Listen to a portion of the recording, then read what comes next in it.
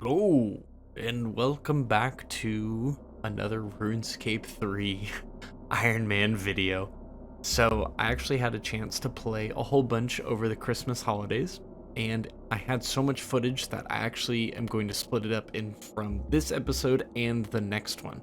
So, in this one, I worked on the Menaphos questline to get those desert souls, is what they're actually called, which is some really good fish. I also got to work on some necromancy and get a whole bunch of levels and a bunch of other quests to really just start to ramp the account up. So RuneScape 3 has been awesome. Let's get into it. One of the first quests that I ended up working on was the Rune Mythos quest, which is kind of like another introduction tutorial quest for necromancy. There's quite a few of these from what I understand. But what it does is in this one, the Malignus Mortifer, however you pronounce his name, explains to you that there is a different type of rune, basically corrupted runes, that you use for necromancy spells. So in addition to the abilities, there's also necromancy spells. And he shows you that you have to corrupt the regular essence, and then you take them to these other altars to make basically specific runes for necromancy. Miasma, flesh, spirit, and bones. That's cool. Hey, look, it's Rizal, fucking cringe lord. And so you make some soul runes, or no, spirit runes, sorry, and bone runes, and that's basically the whole quest. And then you unlock Bone Shield and the teleport. Now, Bone Shield, I wasn't really sure how it worked. Oh! Okay, never mind. I do know what it does. It allows you to use abilities that require you to use an actual literal shield, like these ones. Like Reflect and Revenge and stuff. That's what it is. Okay, that makes sense. Like resonance. Resonance is apparently really important. Oh. Yeah, because it's like, it's from what I've seen on like high level bosses and stuff, is bosses will have like ultimate abilities and you have to resonance the ability to like not get one shot kind of thing. So Bone Shield means that you can use resonance without having to put a shield on. Because if you put on a shield, it kills your dudes. Yeah, because you have to have both the lantern and the thingy on.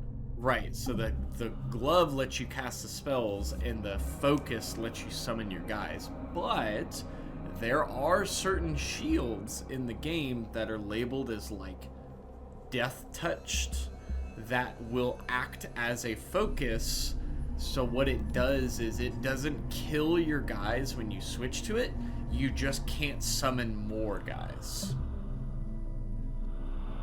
Oh. So like a Dragonfire shield, there is a necromancy version of the Dragonfire shield that if you're fighting dragons, you basically summon your guys with your focus, and then you switch to your Dragonfire shield so that you get all that defense, but then whenever you need to resummon them, you switch to your focus, summon your guys, and then switch back to the shield. Which I think is really cool. I like that. Oh. But you can't just switch to like a random shield. It won't work. It has to be like a specific like death touch shield. Hold on. So talking in that clip is a good friend of mine who will show up in different videos. He was in the Trailblazer videos as well. But we both finished the quest and realized that we were super close to getting the Book of which is the achievement diary reward for completing different tasks in the city. Now, the book is incredibly strong because it gives stats and teleports and other bonuses for necromancy, but it goes into your pocket slot, which is not something that exists in old school, and it's something that I'm trying to get used to. Now, a pocket slot is an additional slot, kind of like a quiver for like arrows, but in this situation, you get to put this book. So you basically get bonus stats for something that it doesn't exist in old school. It's something that's really cool. So I worked towards that, and then I'm also going to work towards the other achievement diaries in the future, because the bonuses and reward lamps that you get are incredibly strong. Now, once we finished doing that, we had actually got some of the dusty, or not the dusty keys, the muddy keys, and I tried again, and we finally got out here and opened up the chest to find that I got basically nothing. I think I got 5k coins, and like that was it. Like literally nothing at all. And then turns out the Ripper Demon, it can teleport. And it does more damage the less health that you have. So funny to watch us both get shredded. I also took the time to upgrade my armor because I was trying to do Necromancy in tier 10 armor. Not a good idea. So I got up to tier 30 now. Looks pretty cool. I like it. Now, I had some of my daily challenges, and I realized that I could get into the Champions Guild to buy a rune axe, which again is not something that's normal. But then I found out that this guy sells everything. I was super shocked. I'm like, wow, look at all this rune stuff and all of the weapons and the tools. Like, what is this? This is crazy. And there's another person that's in there that sells all of the mystic gear. And there's another person in there that sells blue dragonhide. Now, this is important because blue dragonhide is tier 50, which means green dragonhide is tier 40, which I believe you don't need Dragon Slayer anymore for green dragonhide, which is pretty cool. Now, I got the rune axe, spent some time making some teak planks because I'm going to use them for another quest, and I had a divination challenge, so of course, unlock the Fremenic lodestone to get these divination orbs down here. Now, I realized that I was an idiot, and you can actually submit the orbs and the power, or the essence, at the same time for like massive XP gains. Because I was curious, I was like, why is this so slow? Like, there's no way it's this slow, and I'm actually just an idiot. And so I was training this because I had the urns was one of the challenges to make the urns. So we did that. Now we started our Stolen Hearts quest to get started on the Menaphos questline. Now, this replaces the Prince Ali rescue, which is in old school, or way back in the day, a very short quest where you save the Prince of Al-Kharid. Now, this quest line has you start out meeting Osman, and Osman is one of like Runescape's hero guys. There's like an archer, a mage, which was the girl with the red hair, and another guy. But you meet up with him, help him save the prince, meet the princess, who's kind of new, I guess, and you meet Lady Kelly, who has been changed, which I noticed, which was really cool. So seeing these cutscenes in RuneScape is always something that's like really kind of weird for me. But in Necromancy, I just 1, 2, 3, one-shot all of them, pretty easy.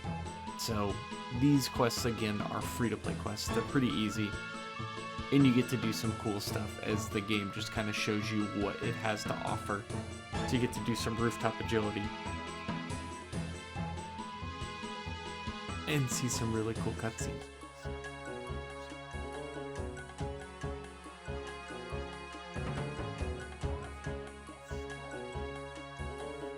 Now, you haven't saved the prince yet. They got away, but you find out that they want an emerald to get the prince back. So you break into the vault to get the emerald and figure out this puzzle, which is actually pretty cool, where you have to figure out which weight is heavier by doing 3 at a time. It's actually a pretty clever story, and I liked the lore behind it. It took me a few tries, but once I figured out the hint, I really enjoyed it. Can't really help you. It's random for everybody, I believe. But finally got it, and of course, Nice. you end up getting caught. So, Yeah, I figured it out. There's a clue in the thing.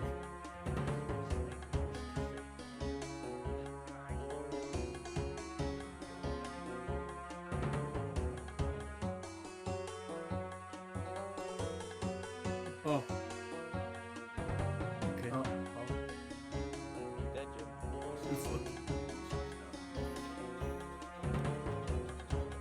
Oh, that's the end of the quest? Okay.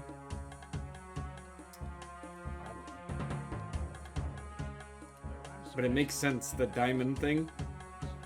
They just took it, they made the quest longer and split it into 2 parts. Yeah, it says this is medium to long. So I'm gonna keep going.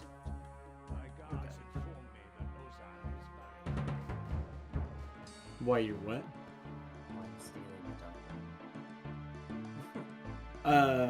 Because the ransom is they want it. So we're taking it to give it to them to get it back. To get the prince back without them knowing that we stole the diamond. Because, like, they want the diamond, but the leader was like, nah, we can't give it to him. And they're like, bro, it's just a diamond. And he's like, no, I'm gonna be racist. Which he actually is, but, you know, whatever. I guess they have their reasons or something. Wait, why is the rope back? Why, hello?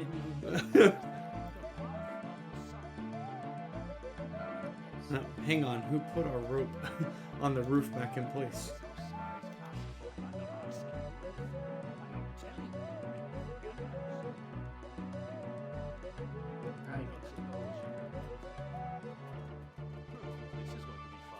Oh my god, am I about to Assassin's Creed off this roof? Oh my god, and it fucking played the hawk sound and everything. Oh my lord, this game.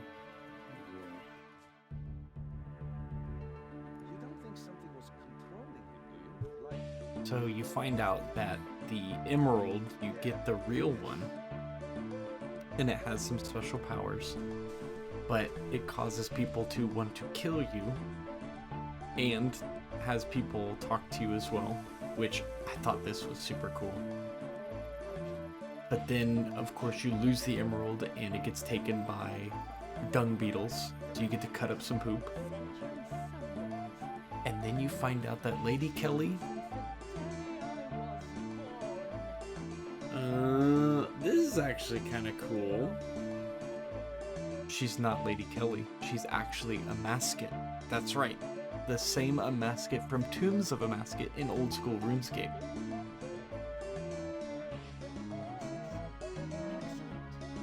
And then they tie in this quest too, which I actually really like this quest line. I thought this was a very clever way to tie in all of the desert quests into a major villain. So we finished that one, and then of course we just immediately started on Jack of Spades, which is the actual quest that gets you into Menaphos. So you get to travel to Menaphos in style, of course. Oh, it's letting me control the... that's kind of cool.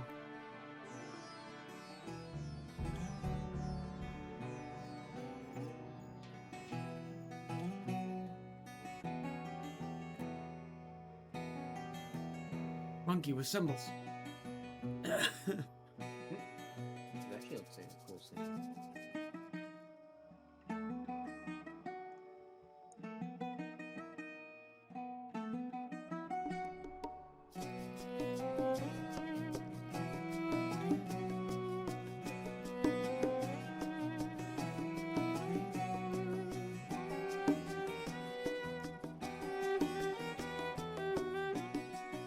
After a really cool intro to the city, your character basically makes the rounds and introduces themselves to all of the heads of the different districts, And as you're doing that, you get basically stalked by this Jack of Spades guy.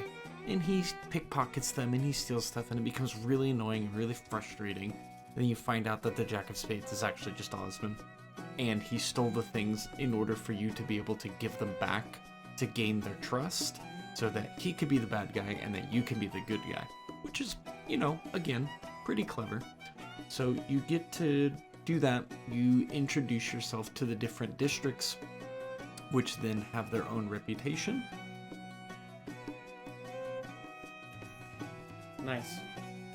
That's it. That's the whole quest. Nice. I got Dungeoneering XP for some reason. So once I had finished the quest, I went straight to fishing those desert souls because they are really fantastic food.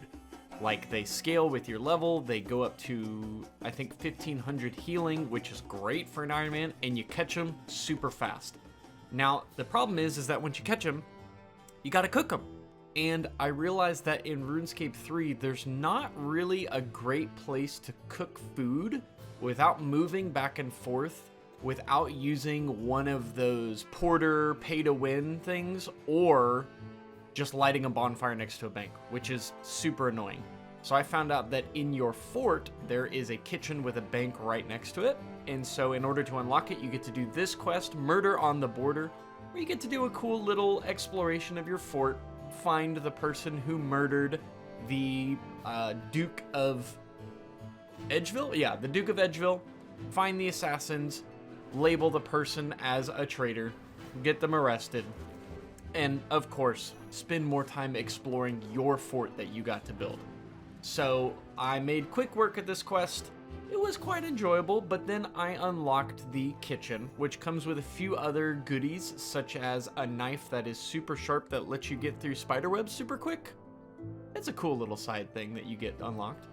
Now, this is where I'm actually going to end this episode. Like I said, I have a whole bunch more recorded, and in the next episode, we focus more on quests, building this account up and really getting my stats up, as well as working on Slayer because we're getting ever closer towards mid-level combat and also bosses. So looking forward to that.